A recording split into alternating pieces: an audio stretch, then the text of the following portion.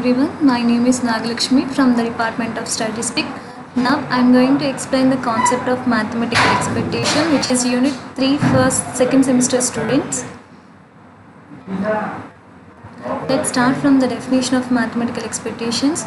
Let x be a random variable, then the expectation of x is denoted by capital E of x and is defined as expectation of x equals to summation x into probability of x if x is a discrete random variable, and integral minus infinity to plus infinity x into f of x dx if f is a continuous random variable. Let's learn another definition of expectation of function of a random variable. If g of x is a function of a random variable x, then its expected value is defined as expectation of g of x equals to summation g of x into probability of x if x is discrete, and integral minus infinity to plus infinity g of x into f of x dx if x is a continuous random variable. Here are some note points.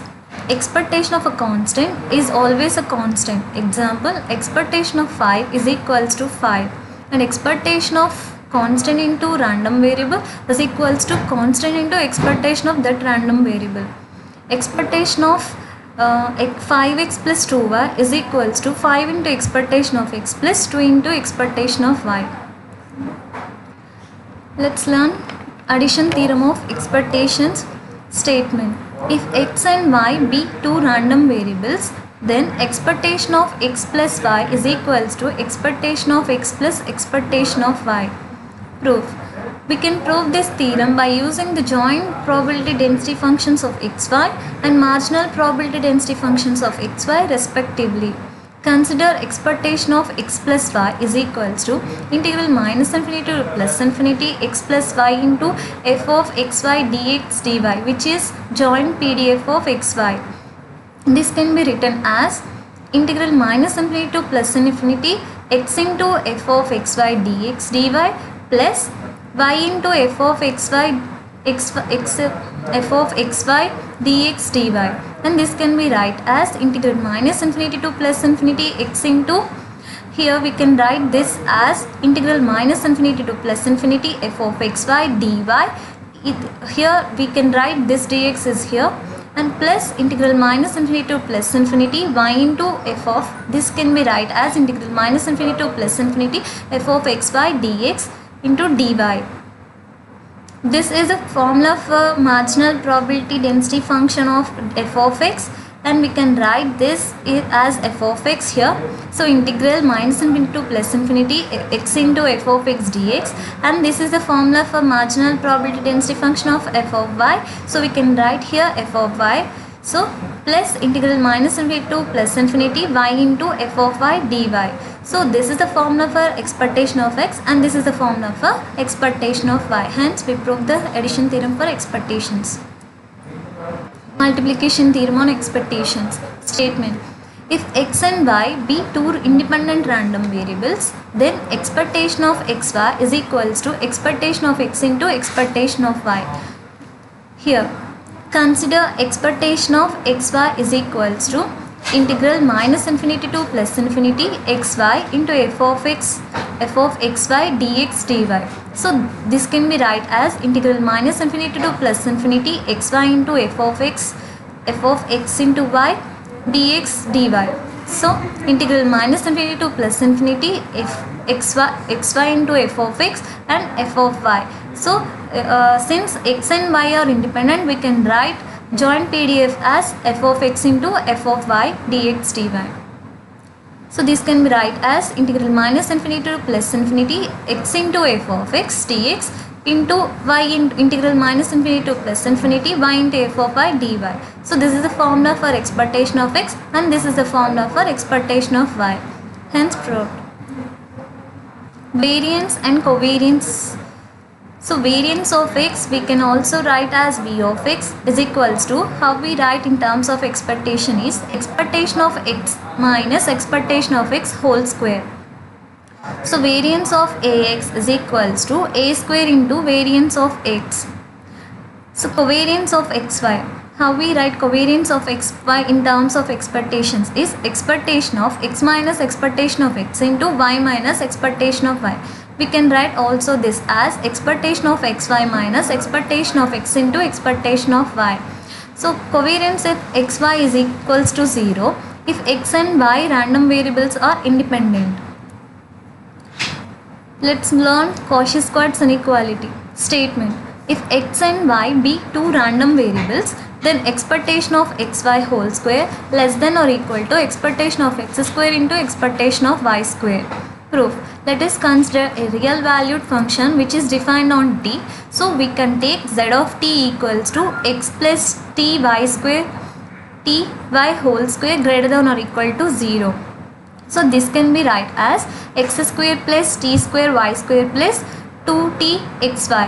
Since x plus ty whole square is in the form of a plus b whole square, that equals to a square plus b square plus 2ab. So applying expectation on both sides, expectation of x plus ty whole square is equals to expectation of x square plus t square is a constant, so we write it here t square, and applying expectation for only variable y square plus 2t into expectation of xy which is greater than or equal to 0. So we know that z of t greater than 0 is possible only when its discriminant is b square minus 4a square 4ac is less than or equal to 0. Here we can take a as expectation of y square and b as 2 into expectation of xy and c as expectation of x square. Now we can write this term as 2 into expectation of xy whole square minus 4, a means expectation of y square, c means expectation of x square which is less than or equal to 0. So we can write this term to that side, we can take this term as that side. So we can have 4 expectation of xy whole square less than or equal to 4 into expectation of y square into expectation of x square, and 4 here and 4 get cancelled, and remaining term is expectation of xy whole square less than or equal to expectation of y square into expectation of x square, which is the Cauchy Schwartz inequality. Chebychev's inequality. Statement: let x be a continuous random variable with mean mu and variance sigma square and k is a positive number.